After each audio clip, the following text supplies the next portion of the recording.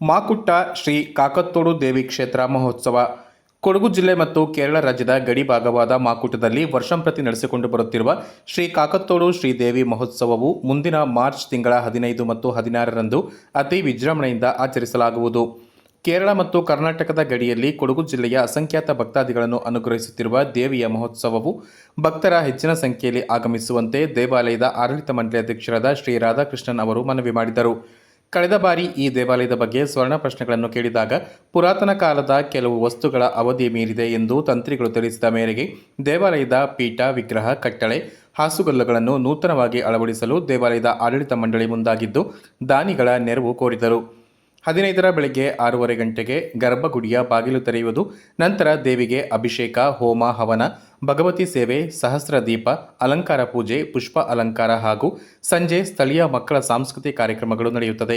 16ರ ಬೆಳಗ್ಗೆ ಉಷಾ ಪೂಜೆ, ನವಕ ಪೂಜೆ, ಕಲಶಾಭಿಷೇಕ, ಸರ್ಪಬಲಿ, ರಾತ್ರಿ ತಾಲಪೋಲಿ ಮೆರವಣಿಗೆಯ ಸ್ವೀಕಾರದ ನಂತರ ಗುರತಿ ಪೂಜೆ ನಡೆಯುತ್ತದೆ. ಆದುದರಿಂದ ಭಕ್ತರು ಹೆಚ್ಚಿನ ಸಂಖ್ಯೆಯಲ್ಲಿ ಆಗಮಿಸಿ ದೇವರ ಕೃಪೆಗೆ ಪಾತ್ರರಾಗುವಂತೆ ದೇವಾಲಯದ ಉಪಾಧ್ಯಕ್ಷ ವಿಜಯ್ ಕುಮಾರ್ ಮಾಹಿತಿ ನೀಡಿದರು.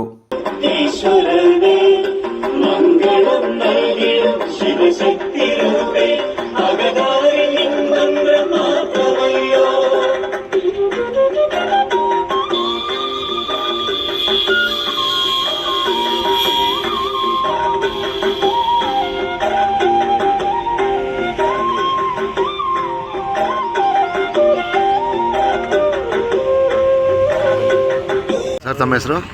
ನನ್ನ ಹೆಸರು NC ವಿಜಯ್ ಕುಮಾರ್. ಕಾಕೇತೋಡು ದೇವಿ ಕ್ಷೇತ್ರದ ಉಪಾಧ್ಯಕ್ಷರಾಗಿ ಕಾರ್ಯನಿರ್ವಹಿಸಿಕೊಂಡು ಬರ್ತಾ ಇದ್ದೀವಿ.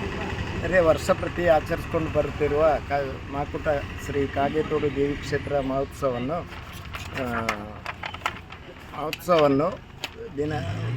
ಮಾರ್ಚ್ 15/3/2026ರಿಂದ 16/3/2026ರವರೆಗೆ ಮೀನ ಲಗ್ನದಲ್ಲಿ ಭಾನುವಾರ ಮತ್ತು ಸೋಮವಾರವನ್ನು ಆಚರಿಸಲು ತೀರ್ಮಾನಿಸಿರುತ್ತಾರೆ.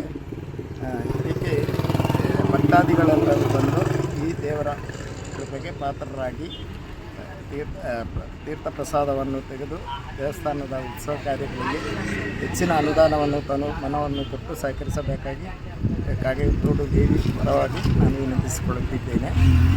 ಪುನರ್ ಪ್ರತಿಷ್ಠಾಪನೆ ಮಾಡಬೇಕೆಂದು ದೇವಸ್ಥಾನ ಸಮಿತಿಯವರು ನಿರ್ಧಾರ ಮಾಡಿಕೊಂಡಿರ್ತಾರೆ. ಅದಕ್ಕೆ ಬೇಕಾಗುವ ಬೇಕಾಗುವ ಪೀಠ, ವಿಗ್ರಹ, ಕಟ್ಲೆ, ಹಾಸುಕಲ್ಲು ಇತ್ಯಾದಿ ಬಯಸುವವರು ದೇವಸ್ಥಾನ ಆಡಳಿತ ಮಂಡಳಿ ಅಧ್ಯಕ್ಷರ ರಾಧಾಕೃಷ್ಣ ಅವರ ಸಮ್ಮುಖದಲ್ಲಿ ದೂರವಾಣಿ ಸಂಖ್ಯೆಯಲ್ಲಿ ಬಯಸಲು ಹೆಚ್ಚಿನ ಅನುದಾನವನ್ನು ಕೊಟ್ಟು ದೇವರ ಕೃಪೆಗೆ ಪಾತ್ರರಾಗಿ ಈ ದೇವಸ್ಥಾನ ಪ್ರತಿಷ್ಠಾಪನೆ ಪುನರ್ವಿಂಗಡಣೆಯನ್ನು ಬೇಕಾಗಿ ಹಣದ ಹೆಚ್ಚಿನ ಅಭಾವ ಇರುವುದರಿಂದ ಎಲ್ಲರೂ ಸಹಕರಿಸಬೇಕು. ನಾನು ಕಾಕತ್ತೋಡು ದೇವಿ ಕ್ಷೇತ್ರದ ಅಧ್ಯಕ್ಷರು, ರಾಧಾಕೃಷ್ಣ ದಾಸರು. ನಾನು ಅಲ್ಲಿ 5 ವರ್ಷದಿಂದ ಅಧ್ಯಕ್ಷ ಆಗಿದ್ದೇನೆ. ಅಲ್ಲಿ ದೇವಸ್ಥಾನದಲ್ಲಿ ಪುನಃಪ್ರತಿಷ್ಠೆ ಮಾಡಬೇಕಂತ ಹೊಂದಿದ್ದೇವೆ. ಅಲ್ಲಿಗೆ ಕೇರಳ ಕರ್ನಾಟಕ ಬಾರ್ಡ್ರ್ ಆಗಿದ್ದಕ್ಕೆ ಅವರು ಬರ್ತಾ ಇಲ್ಲ, ನೋಡ್ತಾ ಇಲ್ಲ, ಇಲ್ಲಿಂದ ಯಾರು ಬರ್ತಾ ಇಲ್ಲ. ಎಲ್ಲರೂ ಸೇರಿಬಿಟ್ಟು ಒಂದು ಒಕ್ಕಟ್ಟಾಗಿ ಅದೊಂದು ಪುನಃಪ್ರತಿಷ್ಠೆ ಮಾಡಿಸ್ಬೇಕು. ಅದಕ್ಕೆ 2 ಬೀಡ, 2 ಬಿಂಬ, 2 ಈ ಕಟ್ಲೆ ಇದೆಲ್ಲ ಬೇಕಾಗಿದೆ. ಅಲ್ಲಿ ಭದ್ರಗಾಳಿ ಮತ್ತು ವನದುರ್ಗ ದೇವಿದು ಪ್ರತಿಷ್ಠೆ ಇರೋದು, ಎರಡಕ್ಕೆ ಒಂದೇ ಇದು ಇರೋದು, ತುಲ್ಯ ಶಕ್ತಿ ಇರೋದು.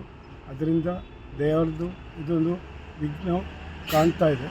ಅದೊಂದು ಮಾಡಿ ಒಳ್ಳೆಯದಾಗಿ ಮಾಡಿ ಕೊಡಬೇಕಂತ ಎಲ್ಲರ ಹತ್ರ ನಾನು ವಿನೀತವಾಗಿ ಹೇಳ್ತೀನಿ.